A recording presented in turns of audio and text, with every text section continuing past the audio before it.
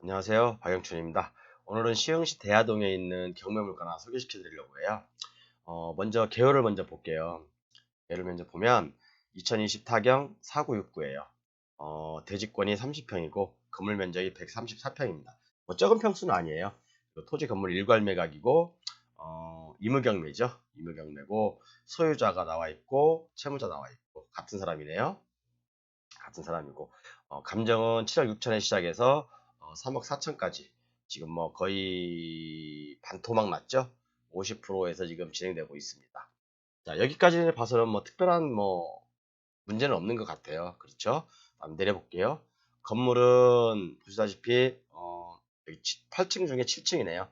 그러면 한 요 정도 높이 돼 있겠네요. 이렇게 2층에 돼 있겠네요. 2층에.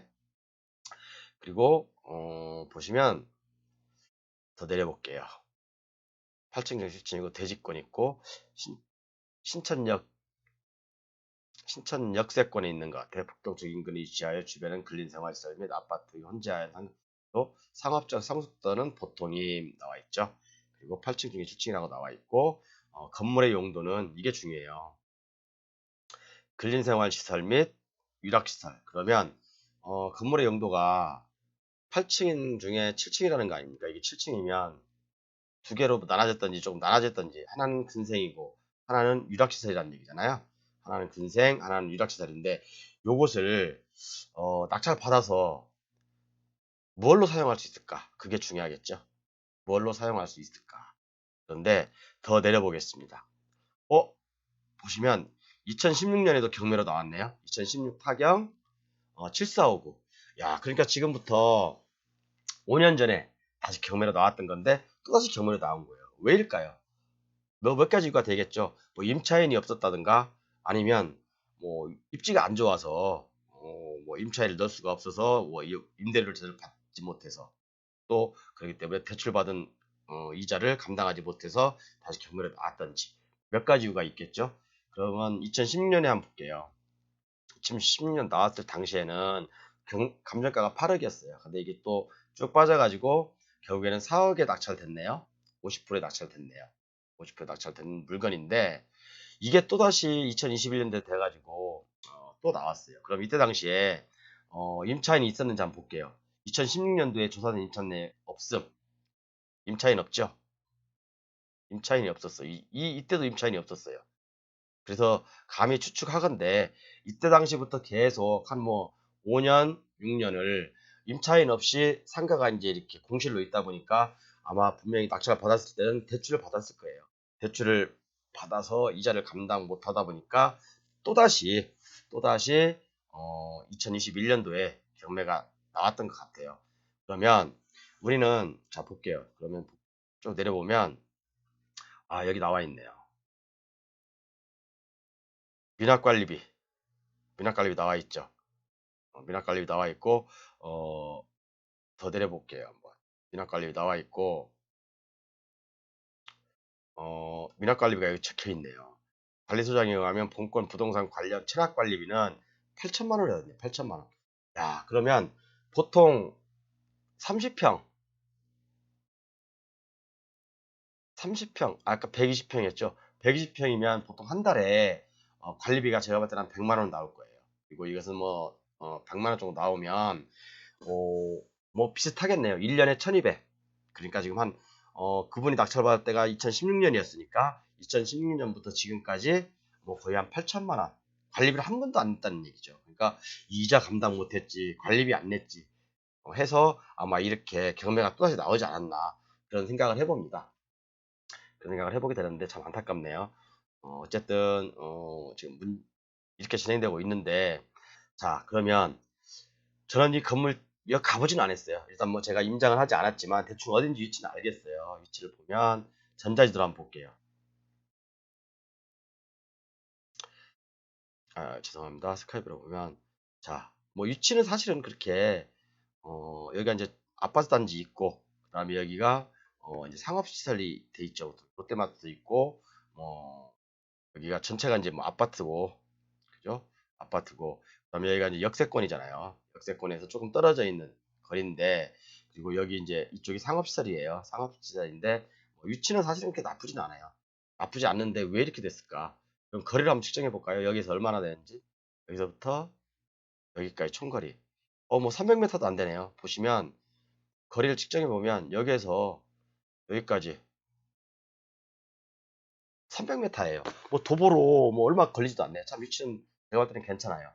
그런데 문제는 지금까지 한 번도 임대가 안 됐다는 가정하에서, 예, 현재도 2016년도에도 보셨지만 2016년도에도 임차인이 없었잖아요. 그리고 지금도 역시 임차인 조사된 임차인 내역이 없어요.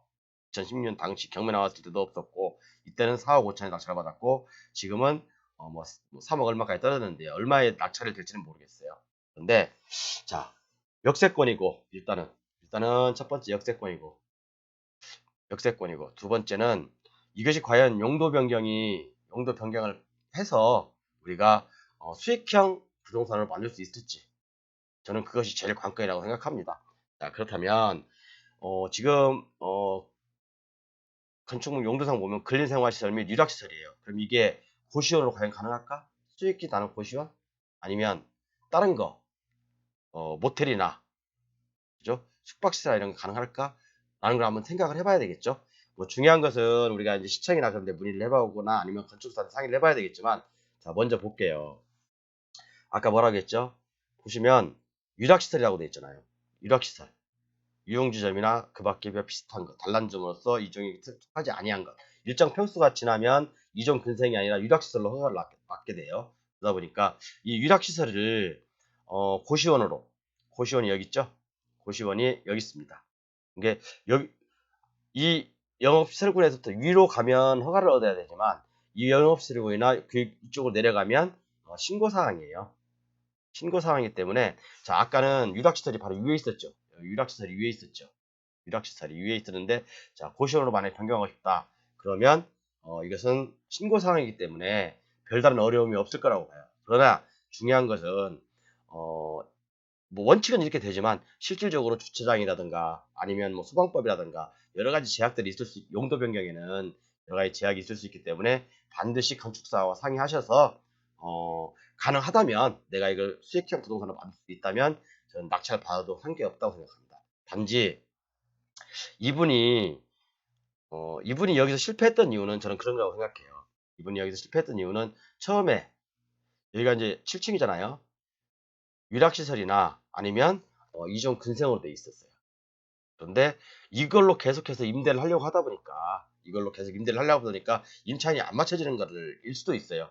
그러면 우리가 상가시설을 갖다가 낙찰을 받을 때는 기존에 임차인이 있는지를 먼저 확인하고, 임차인이 장사가 잘 된다면 계속 유지를 하지만, 만약에 임차인이 없고 공실이라고 한다면 내가 이 지역에 알맞게 건축물의 용도 변경을 해서 수익을 창출할 수 있을지, 그리고 수익임을 창출해서 내가 다시 이걸 되팔 수 있을지, 그것도 확인해보고 난 다음에 입찰을 해야 한다고 생각합니다. 여기서 가장 중요한 것은 전 소유자 또는 전 낙찰자분이 이런 어떤 생각들을 안 하고 그냥 단지 재임대를 해야 되겠다, 똑같은 동일 시설로 그랬기 때문에 이렇게 좀 실패 사례가 된 것 같아요. 그래서 이런 건물을 낙찰을 받을 때는 일단은 용도 변경을 되는지 체크를 해야 되고, 여기서 무엇을 할 수 있을 것인가, 그걸 생각해 봐야 되겠죠. 그래서 2016년도 경매 나왔고 2021년 경매 나왔고 5년 동안 공실로 있었다는 얘기예요. 그럼 이것은 제가 봤을 때는 건물주한테 뭔가가 커다란 잘못이 있었다는 얘기입니다. 왜? 활용 가치를 몰랐던 거예요. 저 같은 경우는 만약에 이게 건축사하고 아니면 제가 이제 용도 변경 관련 법조문을 봐서 가능하다면, 저는 용도 변경이 가능하다고 한다면 저는 입찰에 들어가겠습니다. 그리고 만약에 이걸 고시원으로 바꿨을 때 뭐 한 달에 1,000만 원, 뭐 800 나온다면 어마어마한 수익이잖아요. 뭐 800만 나온다고 하더라도 매매가는 뭐 10억이 훨씬 넘어가겠죠. 자, 저는 이런 식으로 접근해 보겠습니다. 만약에 이 물건에 대해서 궁금하신다거나 관심 있으신 분은 제가 정왕동에서 마포갈매기를 운영하고 있으니까요. 이쪽에 오셔서 저하고 상담하시면 제가 친절하게 상담해 드리겠습니다. 감사합니다.